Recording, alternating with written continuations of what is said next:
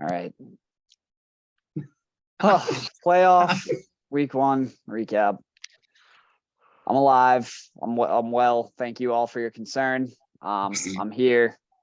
Did anyone actually come check on you? I was expecting Kyle to come drive to your house because it was dead silence. He wouldn't have known because I legitimately fell asleep maybe 15 minutes after the Patriots game ended.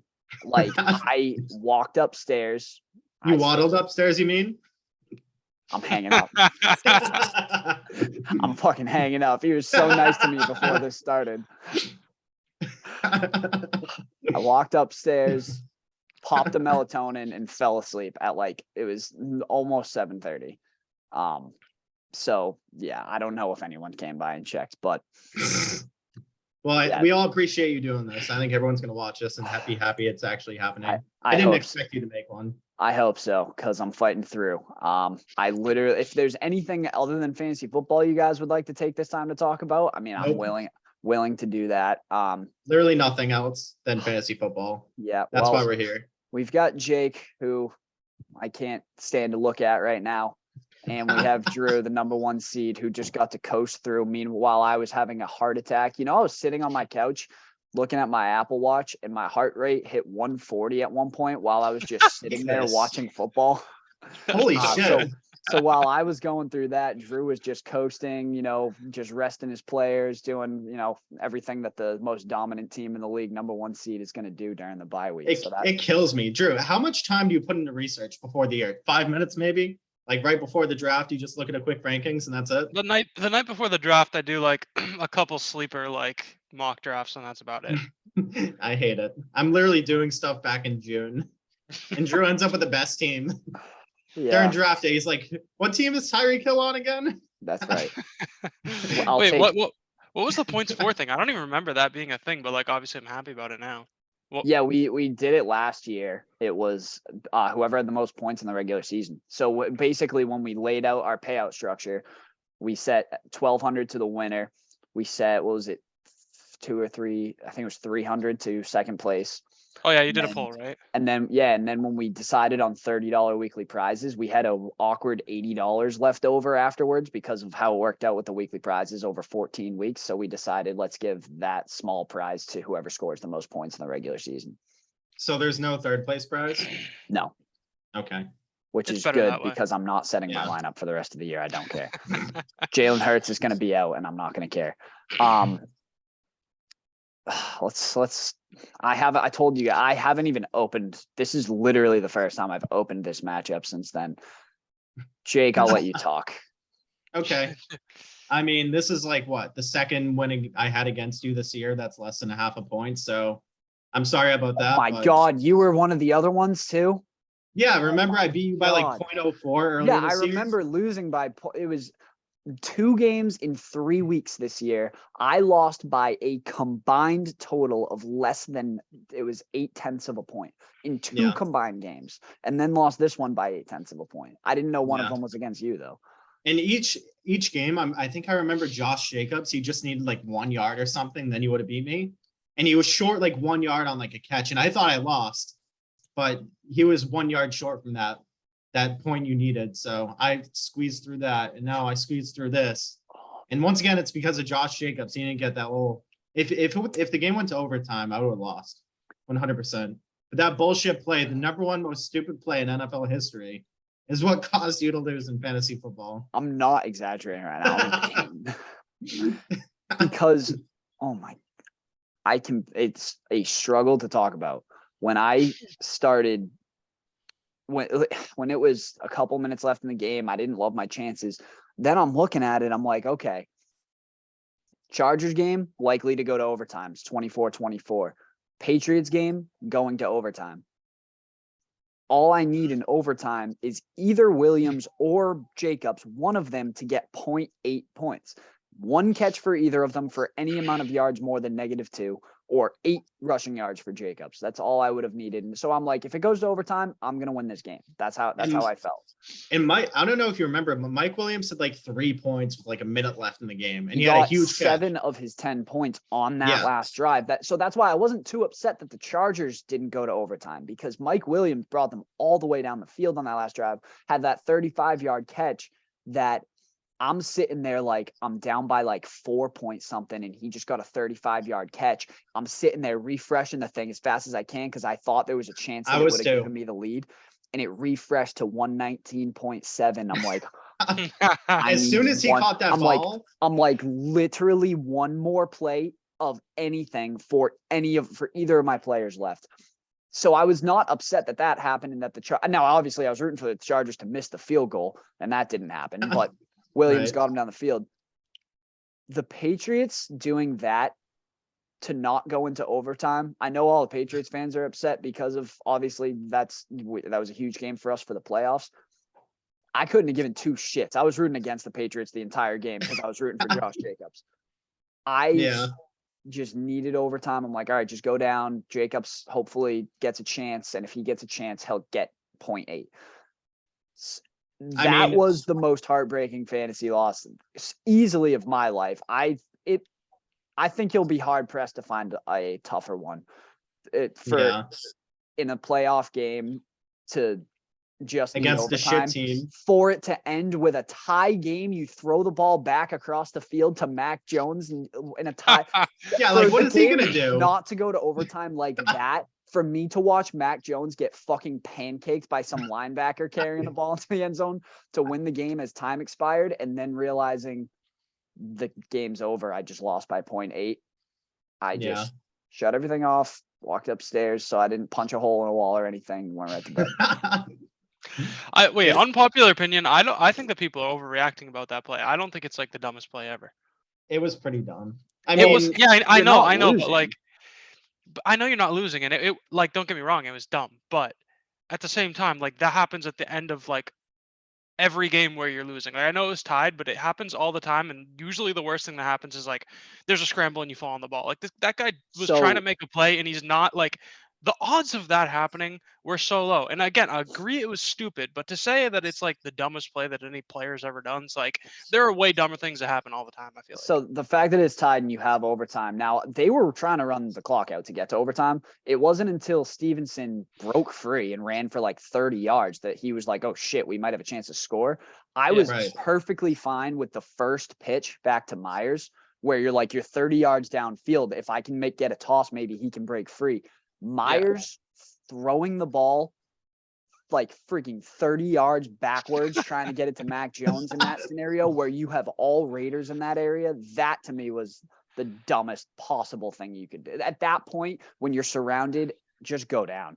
I was okay with the first pitch. It's just a guy. It was just a guy caught up in the situation. Like, that was already going on. He already got a toss to him, and then he was like, "All right, well, we're doing this thing now. Like, we're gonna toss it around and try to score." And like, most likely, you're gonna throw a shitty pass. The ball's gonna go on the ground. Somebody's gonna jump on it. But like, they end up scoring. Oh well. Yeah, and it ruined.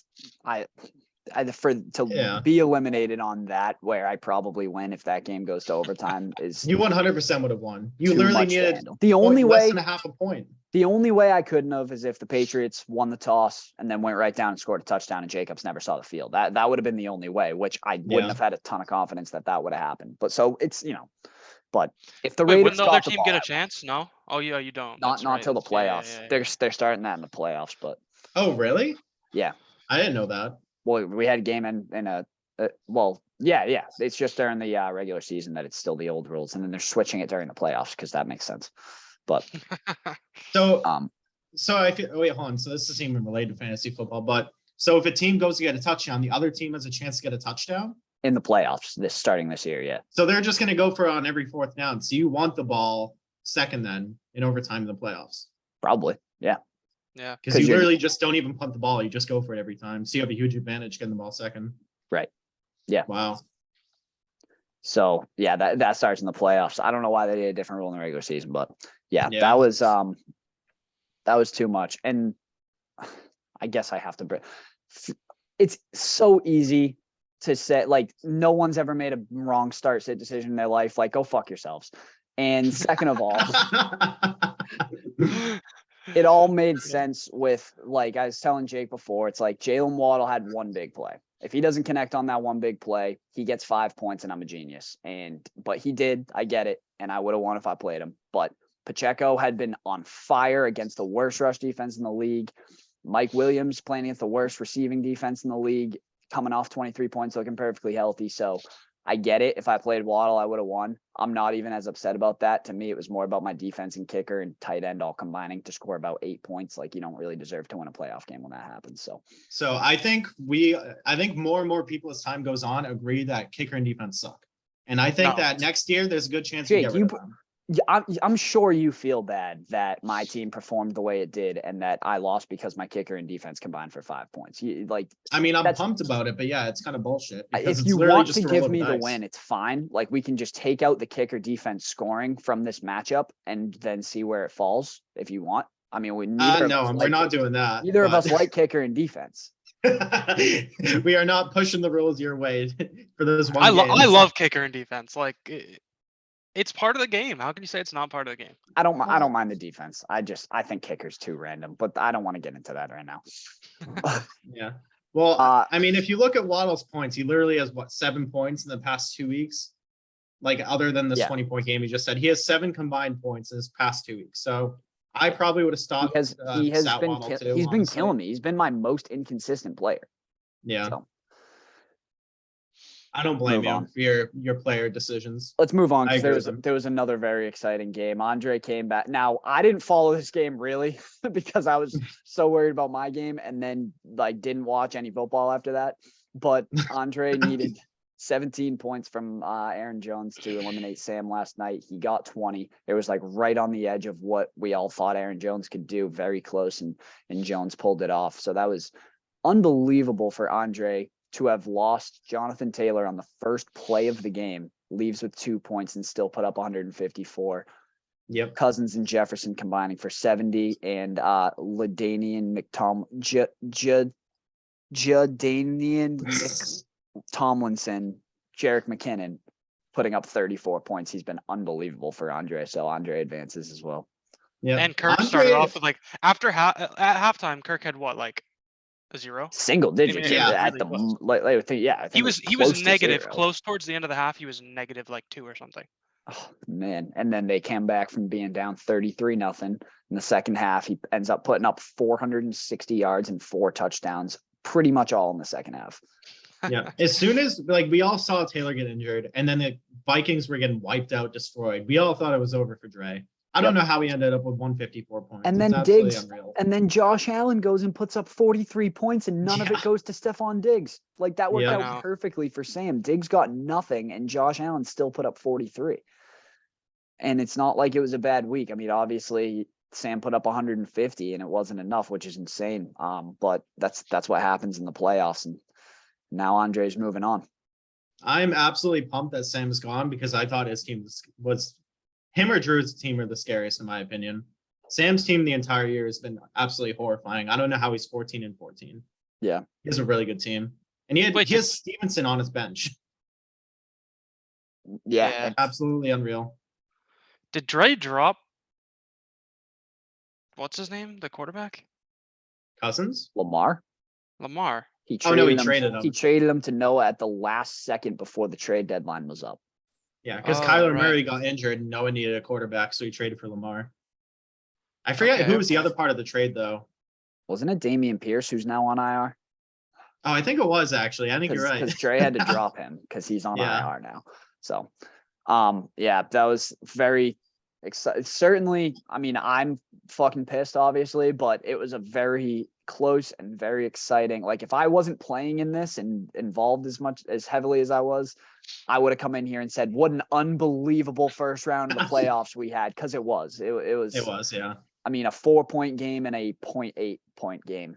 So, like we said, Drew is sitting pretty. First place. Yep. Same thing for Noah in second. Got to just shit on everybody all week for freaking out. So now looking ahead to next week, we're going into the semifinals now.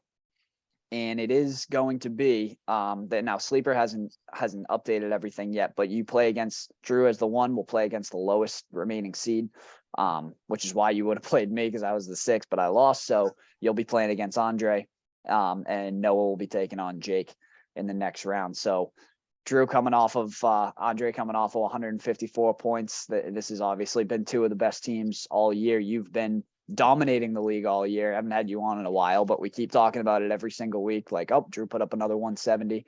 You were just in first place all year. So how you feeling going up against Andre now, who's been on fire too? Yeah, he has been on fire, but like all year I've thought of Dre's team as certainly very scary to play in a 1-week matchup, which is what's happening. But at the same time, like he is more of an up and down team than Sam is. Like I'd rather play Dre than Sam. That's something I've thought the entire time, and now he doesn't have Taylor. And Kirk Cousins, honestly, coming off a 40-point game is a good thing to me because I just don't think he'll replicate that again. So I feel good about next week for no like scientific reason. I just feel good about it. Well, that sums up how you've done this entire season too, and it worked out pretty well. Yeah. I'm curious to see who he's gonna be putting in his flex now, Dre. Yeah. It's like I don't even know who you would put. Boyd, I guess. I don't even know. Yeah, probably. Because McKinnon's gonna be his RB2. Yeah. So and then he needs to put someone in his flex, and I have no idea who he's gonna put there. Dude, like who is this guy? Honestly, I didn't hear about him till like this week. Has he existed for a while? Because you talking about Jared McKinnon? Yes. Is he like? Has he been good? Like, oh no, honestly, Jared was he on another McKinnon team? back in the day was a 2nd-round fantasy pick when he went to San Francisco. He's 30 years old. When he went to San Francisco, because he played for Minnesota, and then we went to San Francisco to be their starter. Bart drafted him in the 2nd round, I remember, because he was supposed to be a breakout stud. Guy tears his ACL like 2 days after he drafted him. Coming into the next year, oh, Jarrett McKinnon's coming back, tears his ACL again. So he's pretty much been irrelevant since then until the last like 4 or 5 games now with Kansas City. Yeah.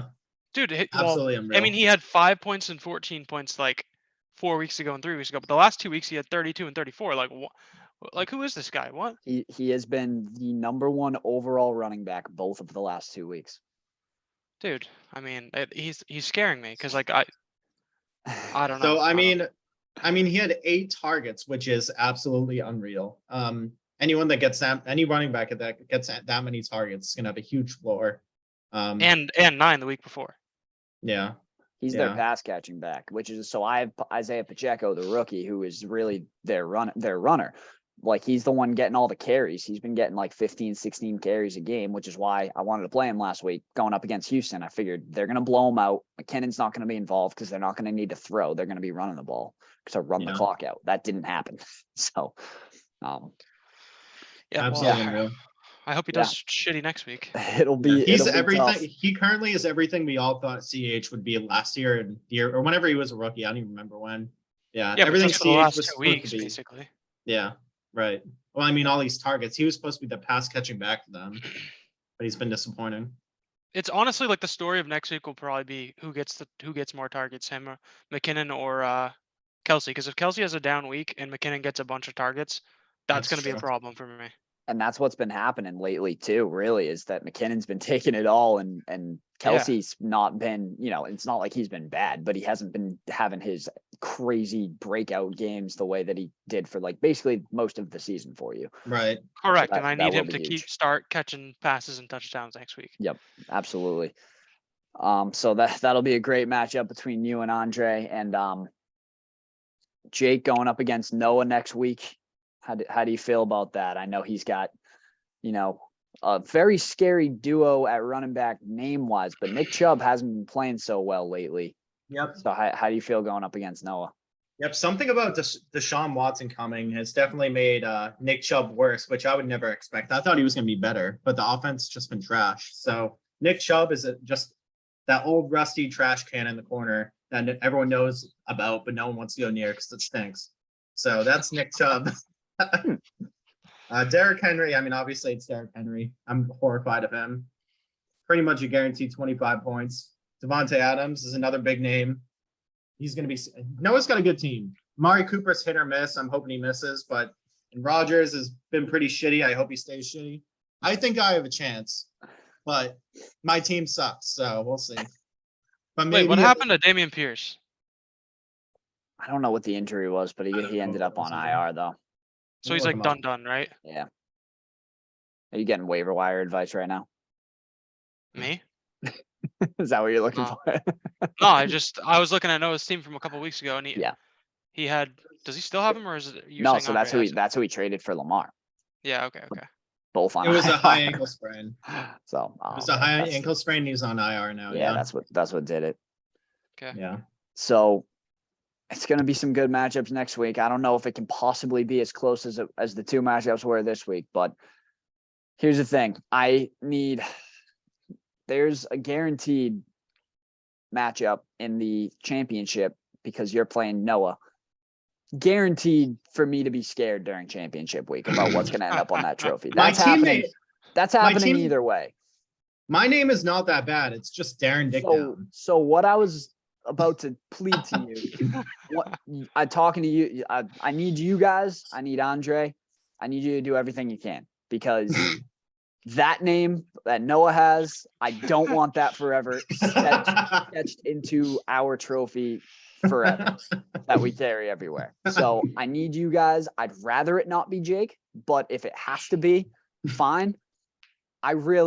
I'll be pulling. I don't care who wins your game, Drew. I'm pulling for the winner of that game in the championship. I can promise you that. So I want Jake to win.